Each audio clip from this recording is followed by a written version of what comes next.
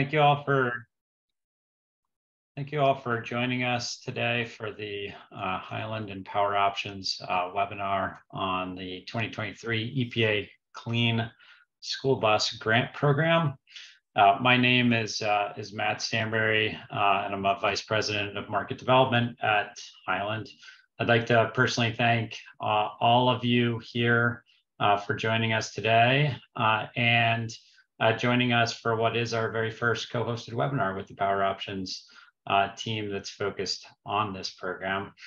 We are super excited to be working with the PowerOptions team and would like to extend a warm welcome to all of their members who are participating today. Our team at Highland spends each hour of every day helping school districts navigate the transition to electric school buses. And there's really no question that the topic on everyone's mind is the EPA Clean School Bus Program. Over the next hour, we're going to spend some time talking about the program's current application period, the ways in which school districts can position themselves for success in that period, and how the pairing of Highland and PowerOptions charging as a service offering can help. I'm excited to have two great co-hosts with me here today to lead the conversation. First is Highland's Director of Market Development, Amy McGuire. Amy leads Highland's efforts to engage stakeholders around the country. That work includes policy and utility engagement, community organizing, and market education. Amy spent her career in the clean energy and transportation policy development arena, holds a master's from Columbia and a bachelor's from Stanford. Our second co-host is Walter Gray, who's program manager at PowerOptions. Walter is the program manager for solar and EV charging programs, through which he works to help PowerOptions members advance their sustainability and climate action goals affordably and efficiently. And specifically, he works closely with the members to navigate complex incentive and policy opportunities and stays involved throughout the entire project timeline, from planning and design to construction and operation. Walter has an economics degree from Skidmore and has been with PowerOptions for over 8 years.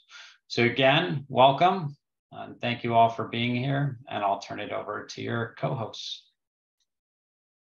Thanks so much, Matt. And echoing, really excited to have everyone here today and to be having our first joint webinar with PowerOptions. We hope it's the first of many. Of course, today we're focused on the EPA Clean School Bus Program, and specifically this year's first round.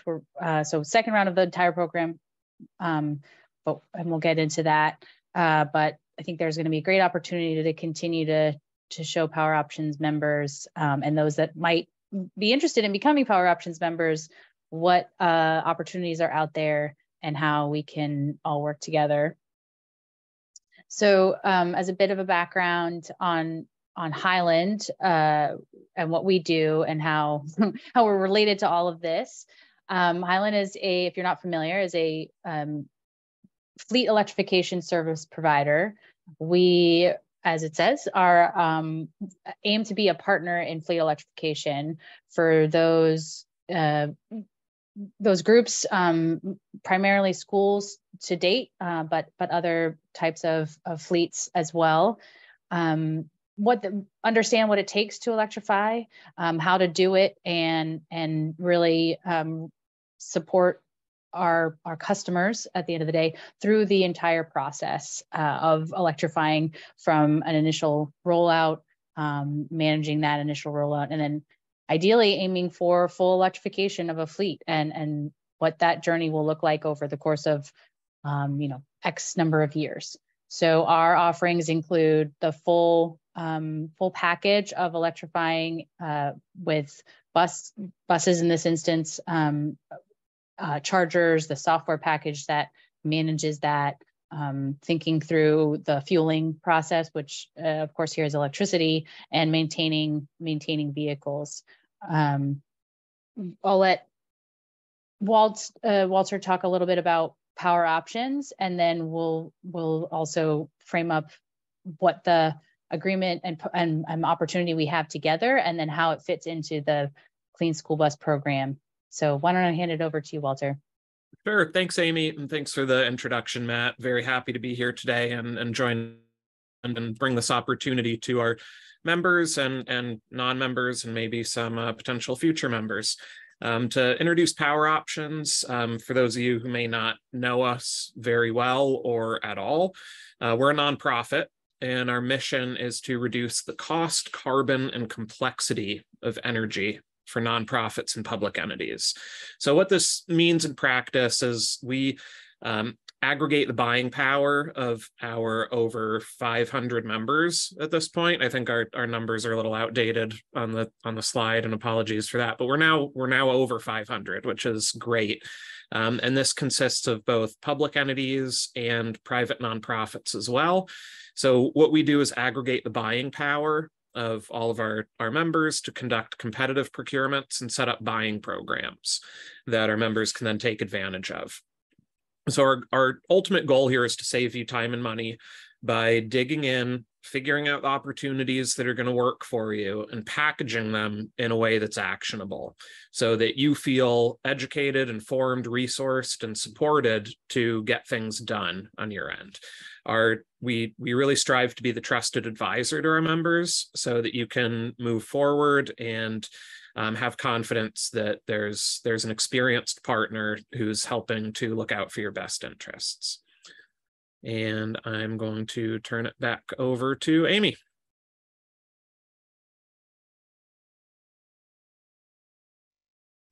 Oh my goodness, I lost my mute button.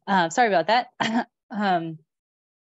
Yes, thank you all. And as you can imagine, we're really excited to partner with PowerOptions because of their deep knowledge of their members' needs and as well as the New England, the Massachusetts, Rhode Island, Connecticut markets across not only vehicle electrification, which is what we focus on, but all the other related areas that come into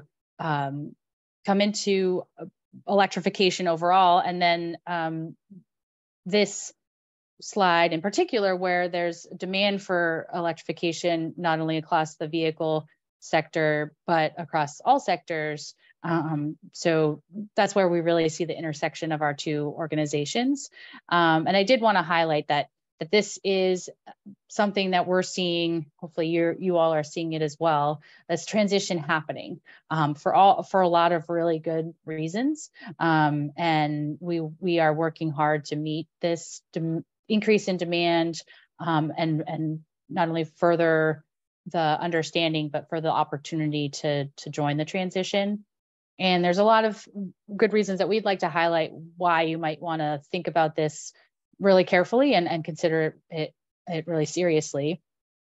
There's economic reasons that we find that while the upfront cost of electrification of school buses in this example can be high, there are ways to create an affordable path and a predictable budget. And that's something that we'd like to show you through our business model. But thinking about having electric school buses is something that can really resonate across the community, whether it's thinking about children's health, the communities where the buses are traveling through and the health of those people and individuals, but drivers as well. They're not only their health, but their job satisfaction and enjoyment on a day-to-day basis.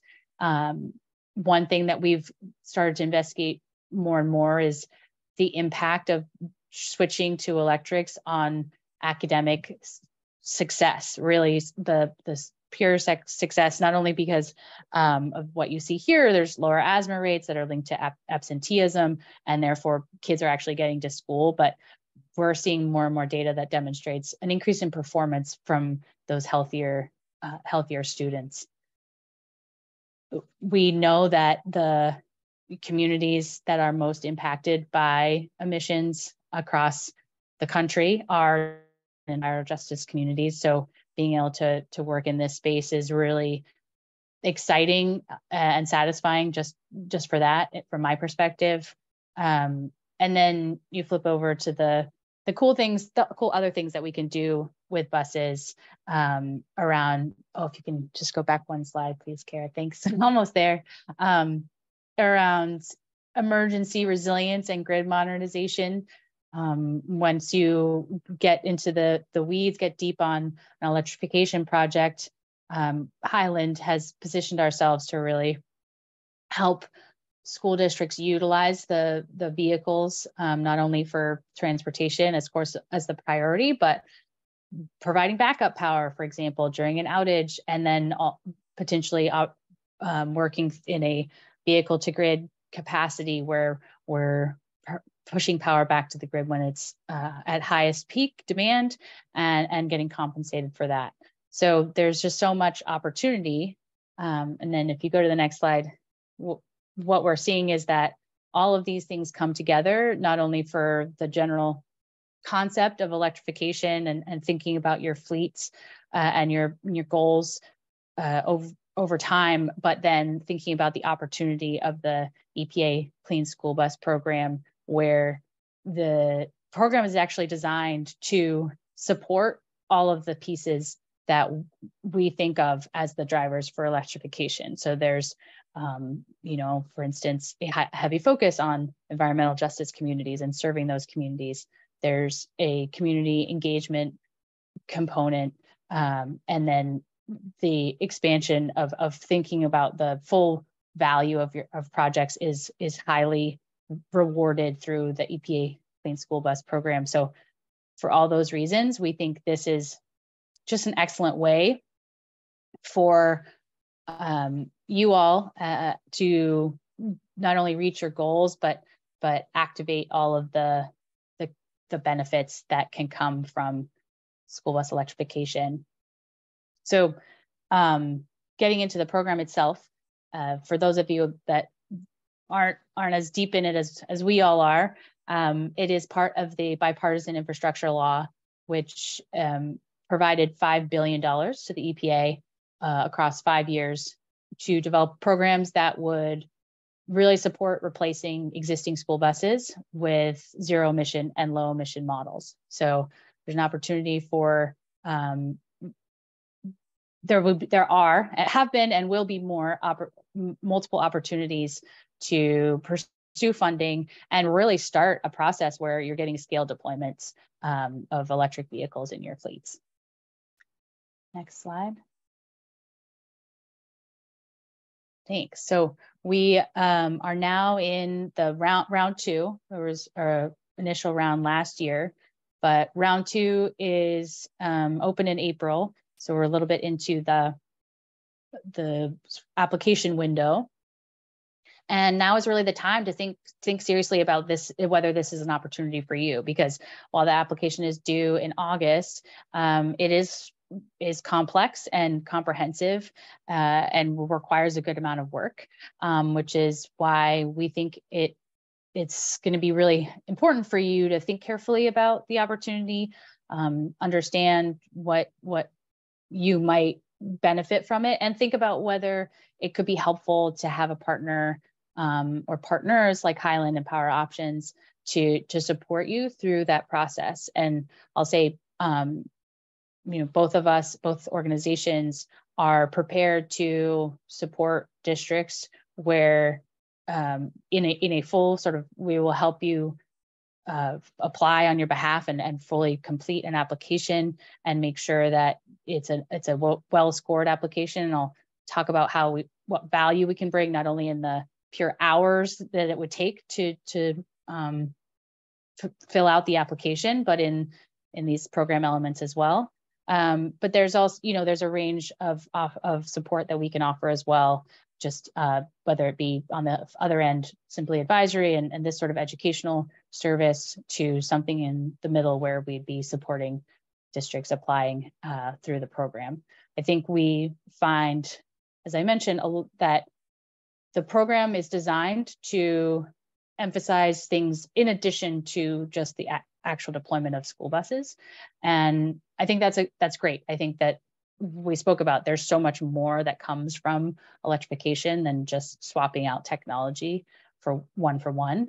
That's of course a great fundamental piece of it, but there's a lot more that goes into it, and the program is designed to reward the extra work that can be done around that.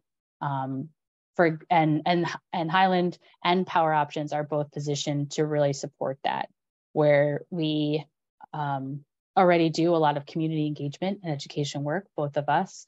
And I'll, definitely if you can go back one slide, Kara. Thank you. But we do a lot of community engagement work already, where we're educating groups, and that's fundamental to our work, and making sure we have buy-in from the folks that we work with, as well as providing workforce development plans. So Highland in particular does training today with all of our drivers and mechanics and emergency management teams that are in the districts where we work. And similarly, PowerOptions offers so much when it comes to educating people that are impacted by the work they do with their members. From the Highland perspective, we have what I would like to say and sort of confidently say a good amount of experience in deploying electric school buses. We have the highest number of school buses deployed to date in the country.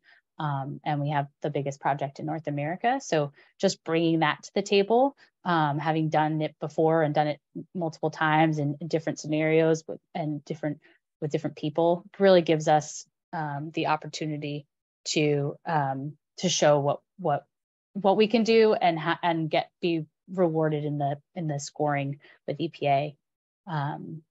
With that comes the ability to show that our projects will be successful over time, which again is a scoring within the scoring rubric of the program. And then lastly, within the fleet electrification service that we offer, it is a inherent ability to provide for cost share, but we also have a lot of experience in going after external funds and grants. Again, as does PowerOptions, to make sure that projects can show that part of the application, which is a huge component within the scoring. So this just shows that the EPA is focused on stretching dollars as far as they can and having folks that are committed to electrification show up in this program round. The next slide, please. So I spoke about the value that we all bring, but I do want to let Waltz, if you add in sort of how you're thinking about PowerOptions within this application support and the program itself. Sure, happy to. So we've been helping our members with EV charging specifically since 2018. It was a lot different back then. The industry has evolved rapidly, but specifically, and we're transitioning that into just moving on from just selling chargers and installation services to helping our members take advantage of more emerging and newer business arrangements like electrification as a service, vehicles as a service. But part of, as I mentioned in the intro, what we do is really digest everything, take a deep dive into everything and help our members get things done. So in this case, what that looks like is if you have any experience applying for grants, usually the way it works is, from our point of view, is when a new grant program's announced, we think, yay, free money for our members, great, let's do it. But it always turns into a research project. What are the grant rules? How do we align our application to maximize our probability of getting selected in a competitive process? Understanding everything that goes into it. And it's a lot of work. especially in a case where it's something that you might not be completely familiar with, such as, what's involved in getting an electric school bus and operating, maintaining, charging, all that. So the way that I see our joint role here between PowerOptions and Highland is helping you get this application in. And this is something that when we're thinking about it as programmatic perspective, we're thinking that this is coming. There's right now you have the option to go electric with your fleet. In the near future, it might be more and more of a requirement that you go electric. So the opportunity to act now, get some money to help you pilot this and figure it out with strong support from experienced partners. That's what we think is the best first step here in your electrification journey, is take advantage of the scope of resources between the support and the money to get your feet wet and start down the path. And Amy, one of the things that we were trying to do for the webinar here is, show you behind the curtain a little bit, but from what this looks like from our point of view, from talking to a lot of our members and, dealing with some of these occasionally more abstract concepts. So just from a rubber meets the road perspective, I was hoping, Amy, you'd be able to talk a little bit about who Highland's main customers are, what types of fleets are really moving toward on these kind of opportunities, and what the main drivers are for them. Yeah, thanks, Walter, for sure. So specifically in this program, it's school bus fleets at public schools, and the clear prioritization for the federal government is to make sure that they support the Justice 40 initiative, which is aimed at making sure that disadvantaged communities and historically disadvantaged communities are served by federal funding. And this program is really pretty exemplary in that there's a high priority for those districts. That's not to say that there isn't an opportunity for those that are not characterized within the program as what they call priority districts. This is open to all districts. So anyone that either owns and operates their own or works through a third-party fleet provider to have school buses transport their students is eligible to participate. And those are also all customers of Highland Electric today, and we hope will continue to be customers in the future. We think our model can serve any and all. It's intentionally designed to be accessible for and adjust any sort of circumstance with ownership structure, financial resources, all of those things, from tiny rural communities to dense urban center, large fleets. We have all of those in our portfolio today and have continued to iterate to make sure that we can meet the needs of districts that operate the same but very differently depending on the circumstances. So yeah, for those reasons, I think it's a good match with the EPA program in that there's an opportunity to serve all sorts of people. And in fact, there's interest to serve a broad range across the country. EPA has highlighted that as they want as much diversity as they can in the awarded pool in this round and then going forward. So yeah, I think this is something that any district can and should consider. On that, Walt, do you think, what do you think about how PowerOptions members that have maybe done other sorts of work with you all around clean energy, how can they leverage that into this opportunity? Sure. So one of the common pain points I hear from a lot of PowerOptions members is on designing a more long-term strategy. So it's real easy when you know exactly, we want 2 level 2 chargers over in this lot and 1 in this lot, no problem.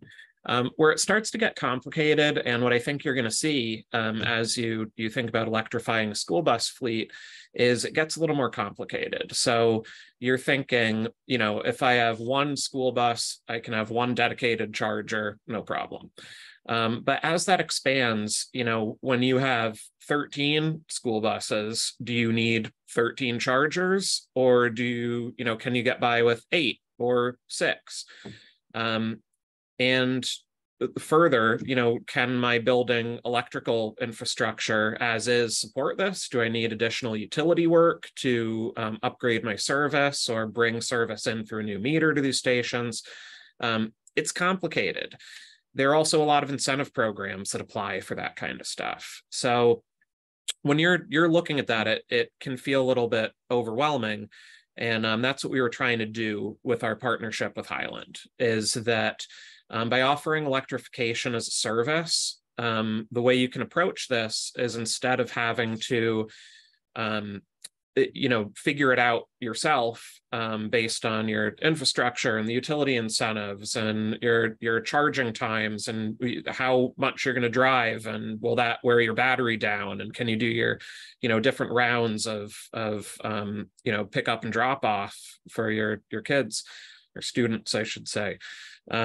So that's where the electrification as a service model comes in, is that you're engaging a partner like Highland who's experienced in the space, and your commitment is to pay an annual fee. And in exchange for that annual fee, you get a guarantee from Highland for vehicle uptime and fleet usability. To you know, they'll start by analyzing your fleet vehicles and your routes and your usage cases and your infrastructure, and they'll take care of that. So what we did under our program was develop a way for us to bring this to our members. And what that entails is linking the proposal you'd get from Highland to the competitive procurement that we ran.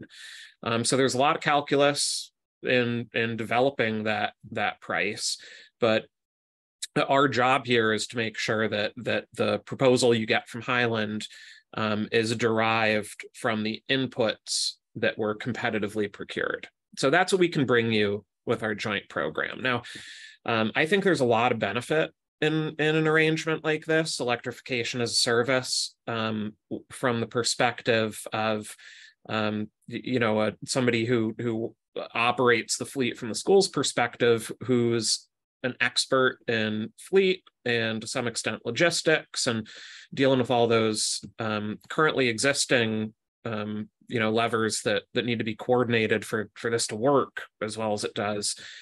Adding operating and maintaining chargers and operating and maintaining these new electric school buses is just a lot to take on. So the question I get most often, and what you're probably thinking, if I can, you know, speculate, is, isn't it just cheaper to DIY this? Like, what's the cost premium for outsourcing this as opposed to just keeping it in-house? And I was hoping, Amy, you know, this is a question that I get routinely from our members, that I anticipate a lot of the, you know, participants today probably have. So anything you can share on that, about just from a price and value perspective?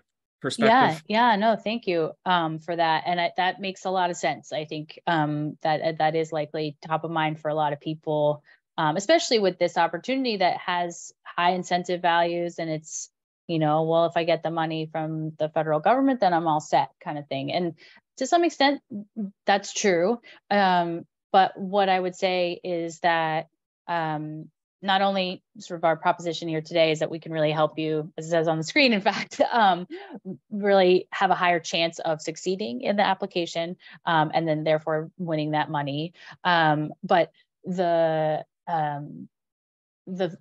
added value that we bring, and sort of compensating from that sort of perceived, at least, it'll be cheaper if I don't have to sort of pay a premium, as you say, for the service, is that we can bundle it bundle everything and make sure everything is included. And when I say everything, it's the equipment, it's hardware, software. It's also that overall management of the system and maintenance, and making sure that you're not going to have a hiccup where a charger goes bad and you have to go buy a whole other one. So unforeseen costs like that could be quite expensive.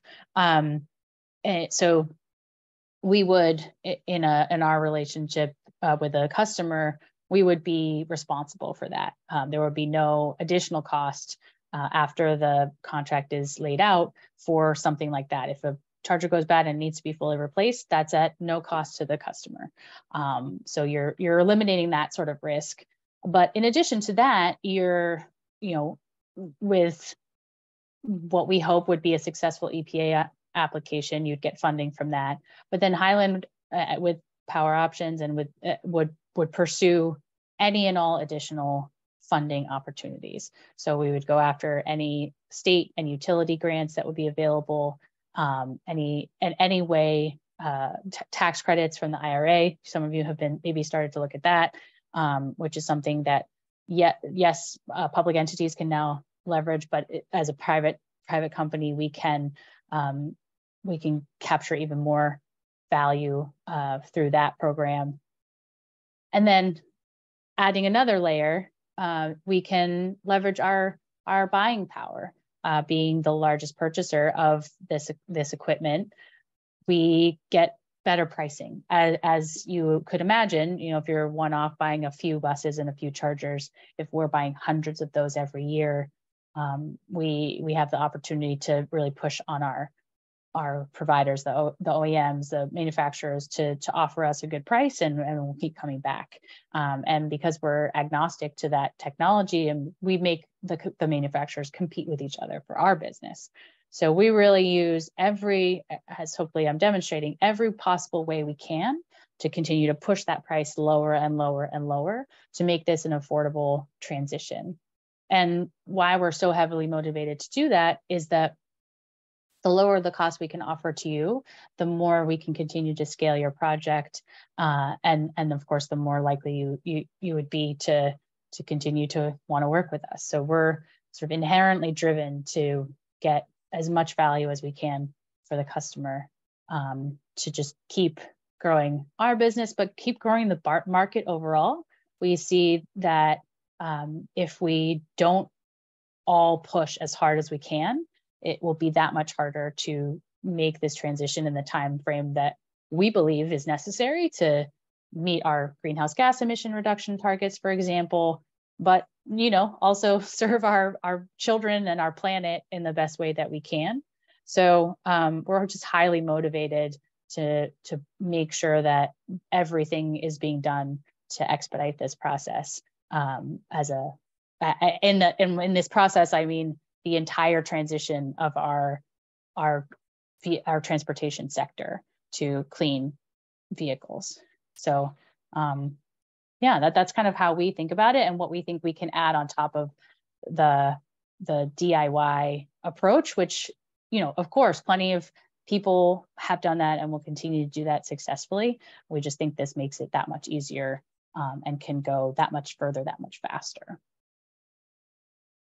And do you think, I think that I understand correctly, Walter, that's something that embodies PowerOptions approach and PowerOptions members approach overall as well. I mean, as you look across your programs, that from what I understand is sort of what you're trying to engage with members around across the board. Yes, that's good, Amy. And just following up on a couple of things you said. Sure. From our perspective, in running competitive procurements, the value of a Highland is the bulk discount in terms of price advantageousness. There's a experience too there, and not having to do the O&M for your equipment. But the reason it really shakes out is from a dollars and cents perspective is the discount. You know, they do similar to what we do in that when we release an RFP with the combined buying power of our 500 members, that's a lot of volume, and it really motivates the respondents to sharpen the pencil as much as possible. So that's what Highland is doing to an extent also. Other part I wanted to touch on and just follow up on was the investment tax credit implications here. So certain tax credits that would be relevant in this equation are only available in the form of actual tax credits against your federal tax liability.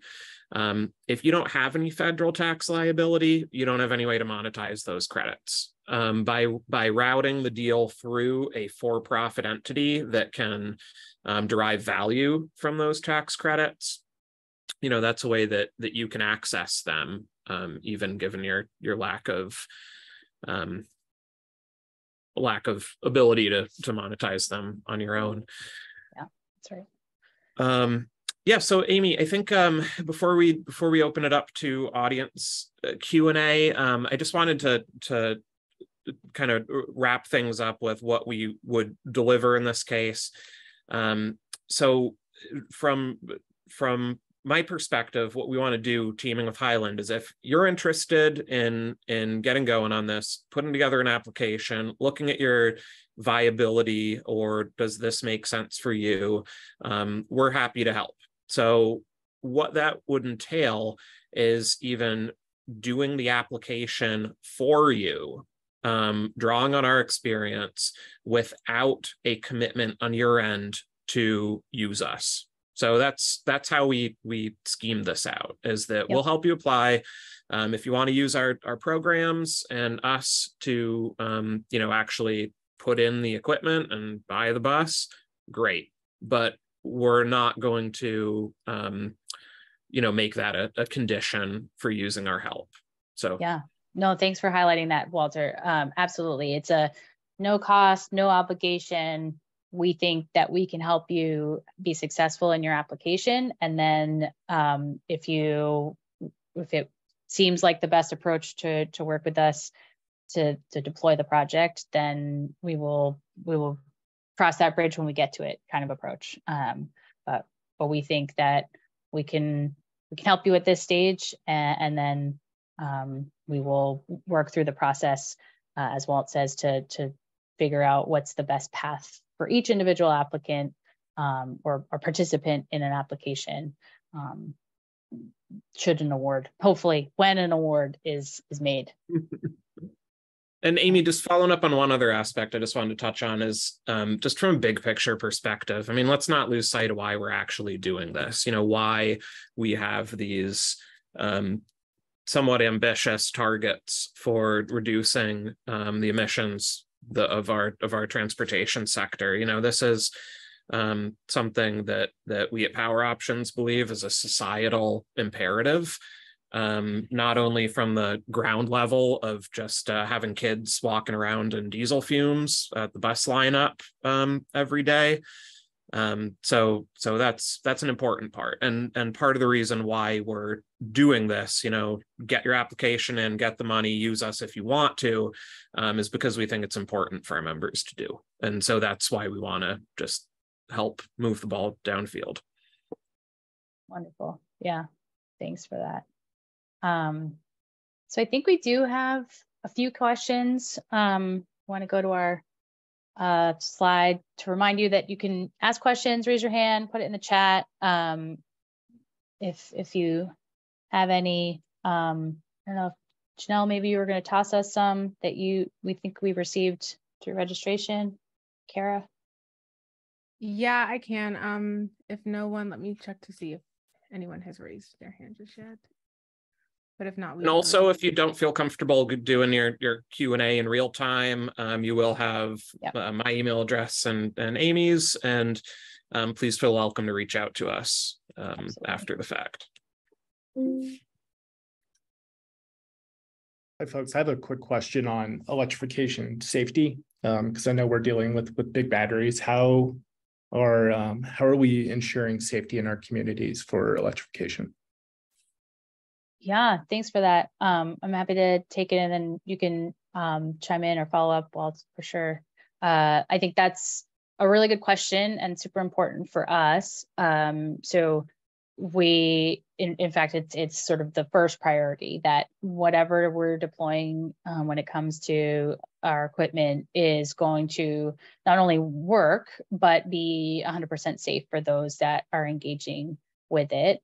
So that means we're doing deep due diligence with any manufacturer that we're working with, and making sure that they have, top of the line when it comes to thermal management systems and safety procedures, and meeting all the right standards to make sure that what we're putting out there won't be an issue for anyone, for the people that are in contact with it every day, but yeah, and for the broader community. And that's also why we do some pretty comprehensive workforce training. So the drivers and mechanics are all really well equipped to use the buses and chargers, and then also have begun across all of our projects doing emergency management training with the local teams that, should there be any incident, would be the ones that are, responding, and that, so they know exactly what to expect and how to deal with it. Yeah, so that's definitely our commitment. Walter, any other thoughts on that? No, that's good to hear. And that's, we're not as hands-on as a Highland is, but what we do is keep an eye on the industry and market intel broadly. So PowerOptions operates in Massachusetts, Connecticut, and Rhode Island. While electric school buses are relatively new and early on the adoption curve out here, that's not the case nationally. A lot of these are actually on the road in California, and on the West Coast, Washington also. So that's something that we kind of rely on, is that it's not a brand new technology. I think I see Hannah. Did you want to jump in with a question? Hannah has her hand raised. Go for it. Yes, I had a question. How long does it usually take to put together an application? I guess typically how long are applicants spending on it? Yeah, good question. And I think Walt can speak to this too, maybe not specifically this program. Neither of us can speak to this program yet, in that we have not completed any applications, but done a lot of planning. I think, Walt, you'd probably say, and I'll let you chime in too, but that any of these types of opportunities do take a good amount of time.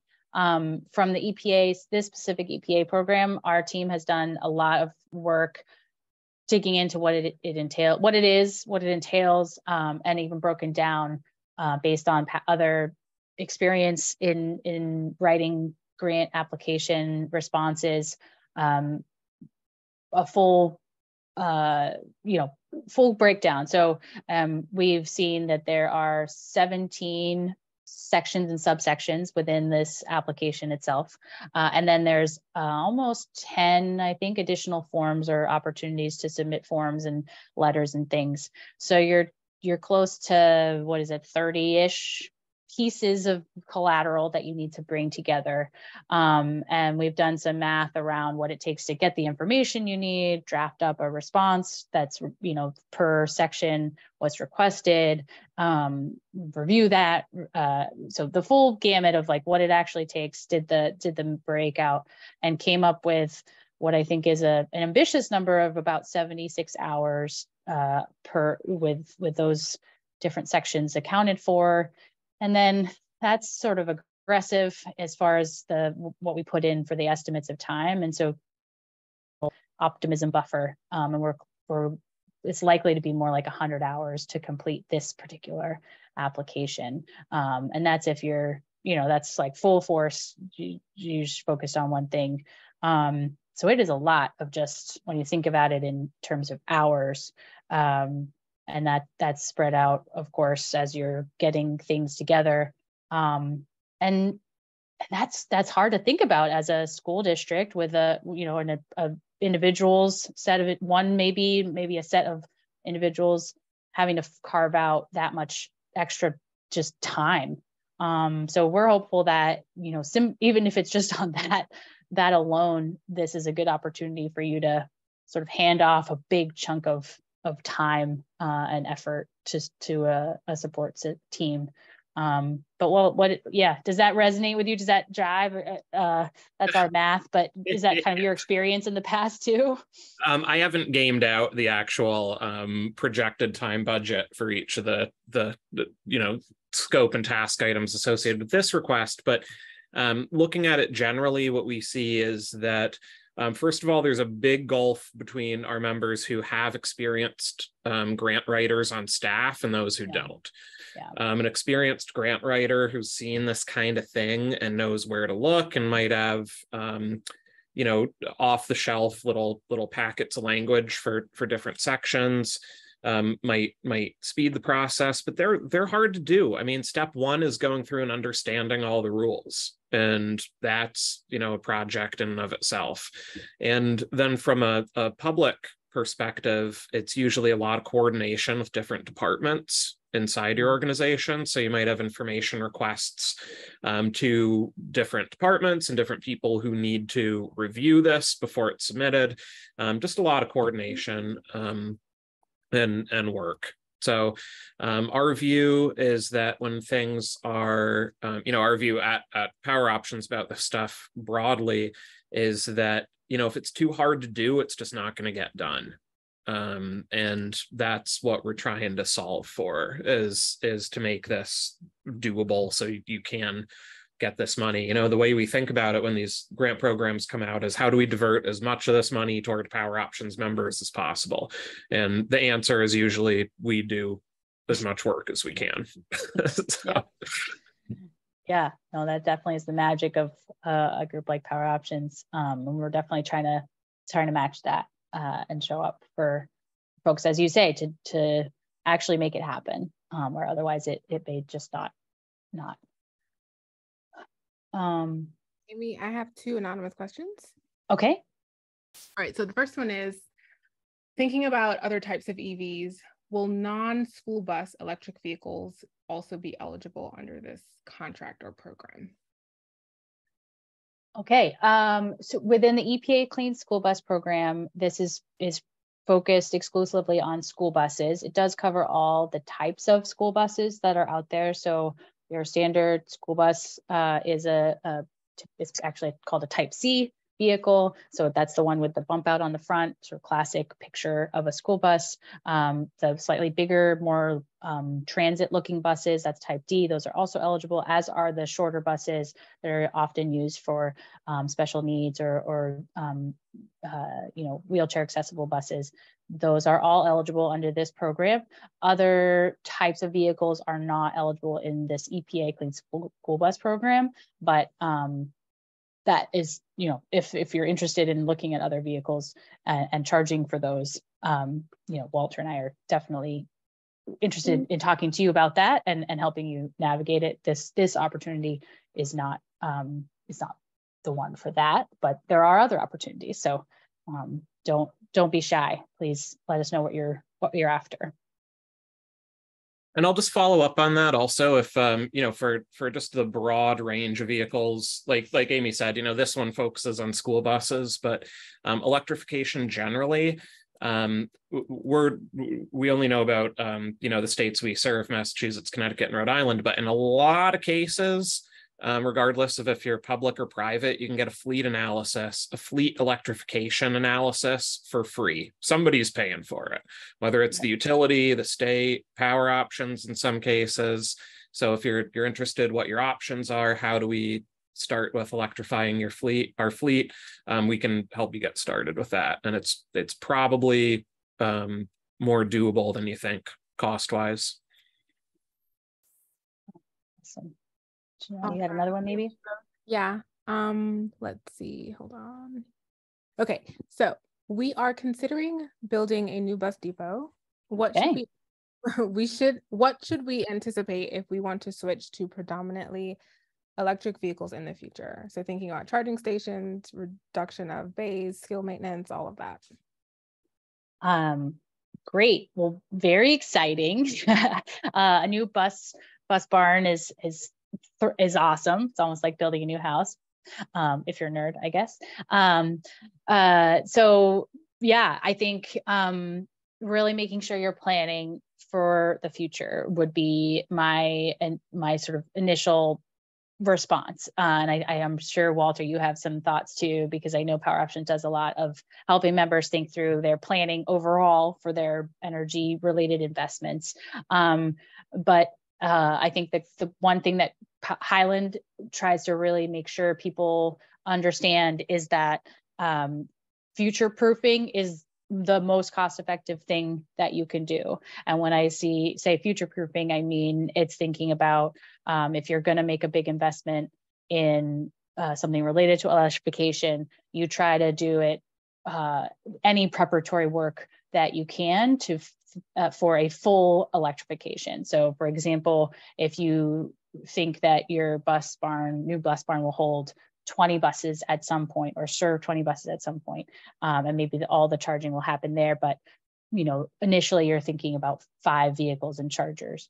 Do the 20, dig and run conduit and set up the system so that it can manage load on that site to serve all of those, and make the investment to trench and run conduit so that it's stubbed out, so that those next phases are that much cheaper. You don't have to think about adding more capacity to that site. You don't have to think about running more conduit or anything like that. It's going to be potentially more expensive on the front end. Again, we can talk about that through a Highland business model lens, but it will serve you so well going forward to not have to redo anything that you're just about to embark on. Walter, do you have any other reactions? Same. It's an ounce of prevention. We want to load up on the ounces of prevention now. And especially the worst thing from a project evaluation perspective is having to trench and dig up brand new parking lots or floors. So please don't put us in a position of doing that. Yeah, absolutely. And I do think there's, to your point earlier of getting support around, fleet assessments and planning, there's also plenty of ways that you can get ideas about what you might want to do or consider, especially as a school or public entity issuing something like a request for information, so that vendors come to you with their ideas of how something might work, given your specific site, is an excellent way to get it real on the ground input into what your project might be. And even if you end up working with a specific partner to develop the project, you'd have all that input to take into consideration. So definitely think broadly about how to gather the information for your planning processes at the outset, so that you can be successful long term. Yeah, great point, Amy. Thanks. Yeah, and I think we're. So Amy, we have one more question if you're okay, and then we can wrap up shortly. So, what is the full cost of one electric bus and one charging station, and how much of these costs will the school district absorb per bus, along with other required support costs? Okay. Yeah, good question.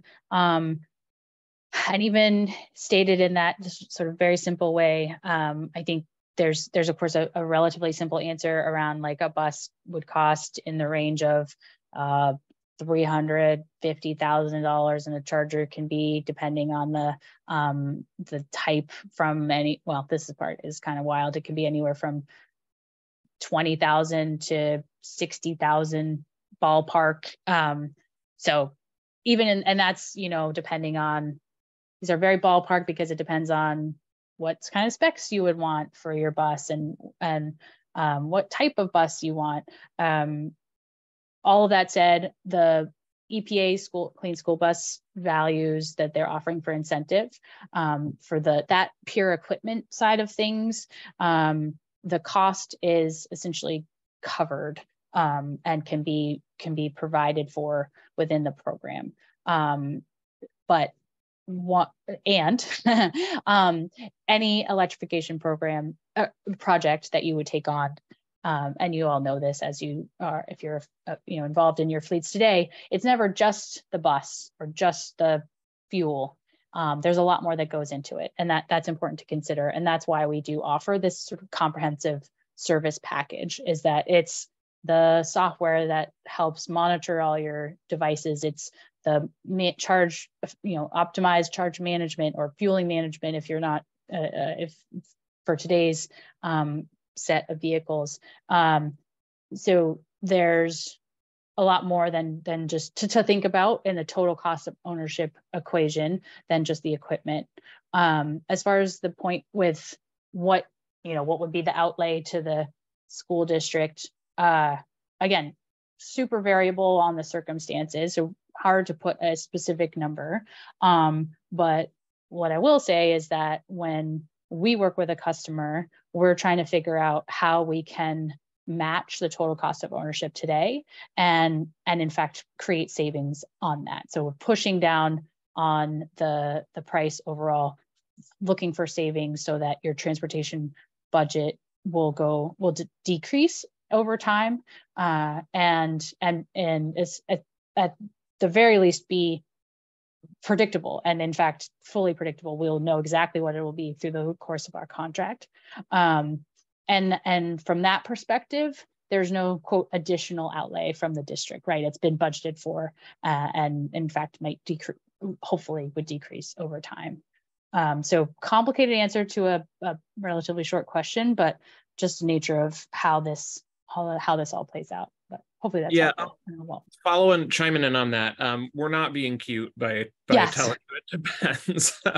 Yeah. One of the biggest Thanks. variables, especially with the charger, is the way we always do it. The incentives are so robust in certain circumstances that it really eats up the vast majority of the cost, both the hardware and the install.